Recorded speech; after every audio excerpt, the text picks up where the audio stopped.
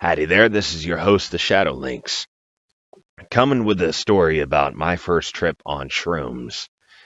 For those of you, just to give y'all a little background, I lived in the northeast section of San Antonio over in my flat with some of my other mates who were friends of my uncle, and eventually later on, after my uncle moved back to Louisiana, they eventually ended up becoming my friends, just simple interactions. They'd come up to me if I was working on motorcycles or anything of that sort.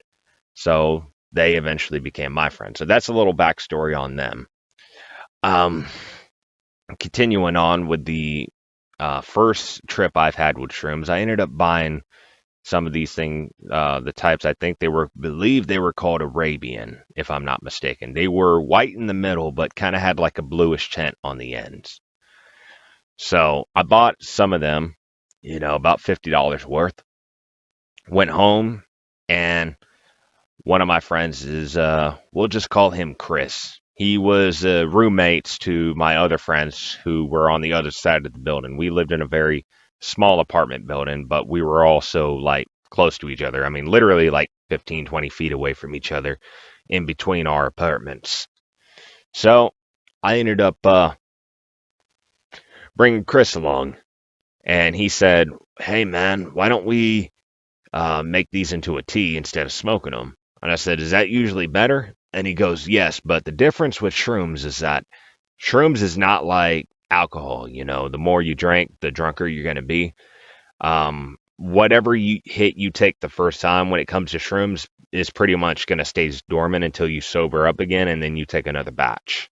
So you can't eat 1,000 shrooms to get a bigger trip, so to speak, from what I've heard from my friend. And I was 29 at this point.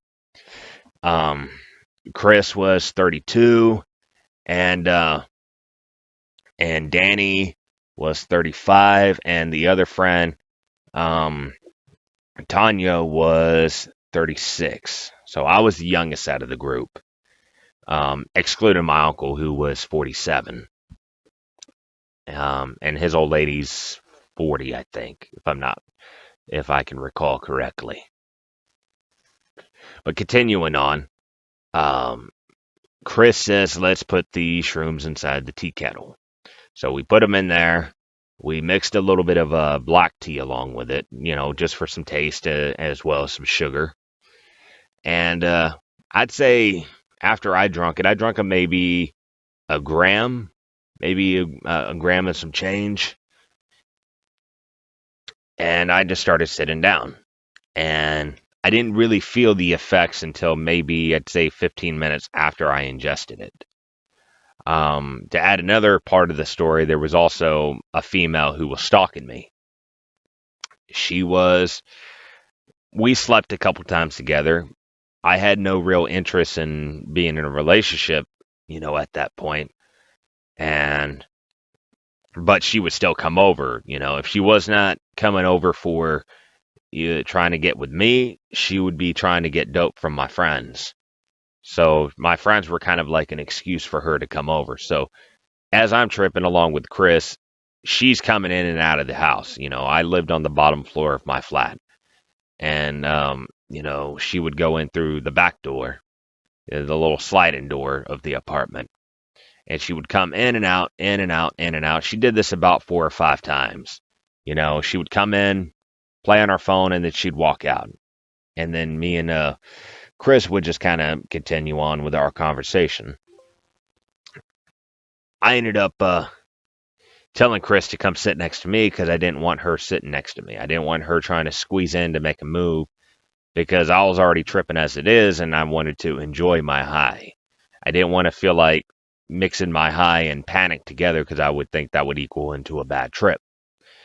So I go on my phone and I start looking through, trailers and mobile homes on Craigslist and Realtor.com and whatnot. And what do you behold? I saw a trailer that was from the 1970s, but it was in somewhat okay condition for approximately $6,000. So I thought in my head, this was the greatest idea I ever came up with. I said, why don't I just go ahead and get that $6,000, pay for that trailer so that way my friend Chris, Danny, Tanya, Paul, and Julie all have a place where they can live happily ever after.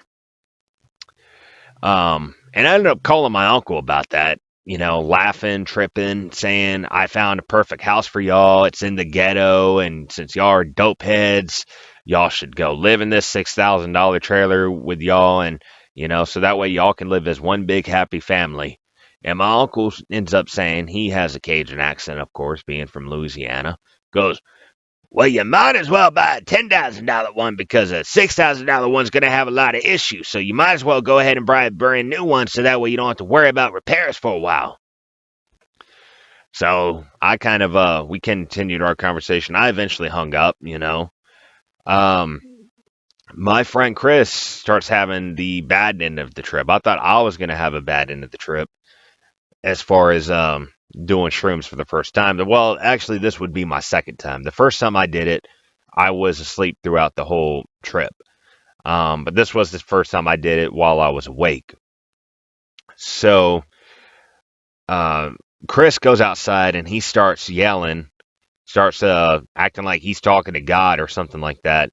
And I'm going like, you know, with my trip, like when I do shrooms, I don't really see anything. I don't really like trip out like that. Usually just my vision's a lot clearer and it's almost like everything I see is almost like being in an art gallery. I could see almost every orifice of every object, maybe an orifice of a car or, I know all the sharp ends of a tree or something like that. It's not like most people look at images as a blank canvas almost, but they're looking at it, but they're not really looking at it. You know what I mean? Um, as far as like looking at things in detail. But I digress. My friend Chris starts yelling at these guys who live about 2 apartments above me, and they're outside having beer and smokes and whatnot. And he starts shouting, saying he wants to go hang out with them and have a party with him and all this other stuff. So he tries to go upstairs. I'm trying to like break up the conversation because I didn't want to get in trouble. So I told my friend Chris, I said, come on, man, let's get inside. Let's sleep it off.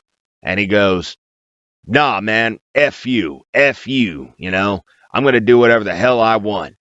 So I said, do you know those people? And he goes, yeah, I do. And I said, oh, really? And he goes, yeah. And I said, what are their names?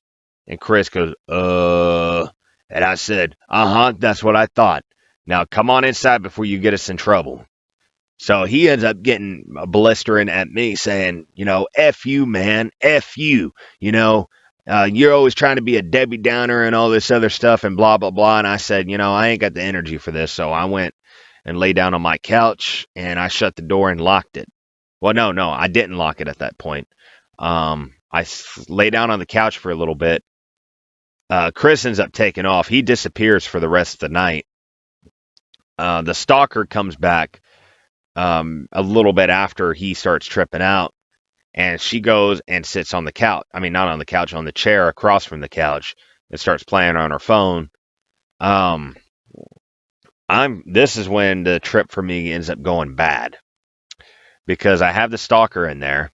This woman, to kind of give a description, she's about maybe mid 40s, a little heavy set, not the most attractive looking, you know, um, but she was very clingy, which is what turned me off from her. So I'm hiding in my room and I'm trying to look for things that I needed. So I ended up putting my laptop in my backpack, and I ended up putting put my chargers and headphones and everything like that in my other sack.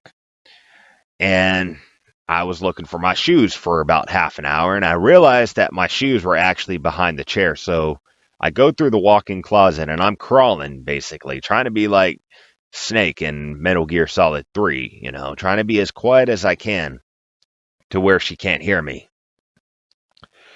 Um, I ended up grabbing the shoes. I couldn't get out from the front door because she was like, pretty much my apartment was very small. So like the back door and the front door were pretty much in the living room together. So I ended up grabbing my shoes.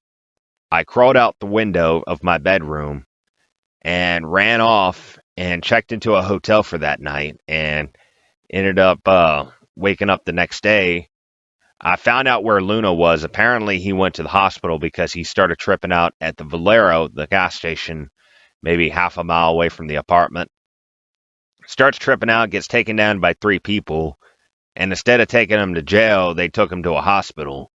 So I start getting a little scared about, well, is he going to say anything? Is he going to say anything? Well, turns out nothing bad happened afterwards, and he just said, he didn't remember much from that trip.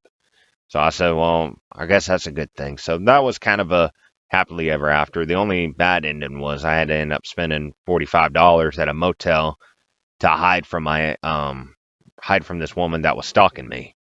So yeah. This woman basically wanted to be in a relationship with me. She ends up writing a full letter, like about 4 pages worth, saying she wants to be someone's one and only. And I said, no, no, I'm not a monogamous person by nature. I like to have, I like to be with multiple women. I like to have variety, and that's just the nature of my beast, so to speak. But having said that, I hope y'all enjoyed this video, and if you do, I just recently started this channel, and I'll do more videos for y'all if you'd like in the future. And yeah, please like and subscribe.